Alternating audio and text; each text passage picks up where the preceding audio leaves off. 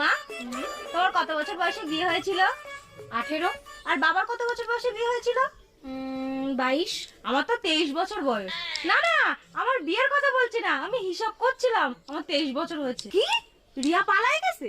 পালাবে না তো কি করবে? বাবা মা যদি 22-23 বছর পর্যন্ত ঘরে বসায় রাখে, তো মেয়ে আর কি করবে? জানিস, আমারও একটা বান্ধবী আছে, তার 23 বছর বয়স। উমা, তার বাবা মা এমন ভাব দেয় যেন 12 না 13 বছর বয়স। উমা, একটা কথা শুনিছো? কি কথা? আমার ছাত্রীর না বিয়ে হয়ে গেছে। ভালো কথা তো। মানে ছাত্রীর বিয়ে হয়ে গেছে আর ম্যাডাম এখানে বসে রয়েছে। না না, কিছু না। জানো মা, অমিত কাকুর মেয়ে না দেখতে এসেছিল, 2021 টাকা দিয়েছে। ভালো তো।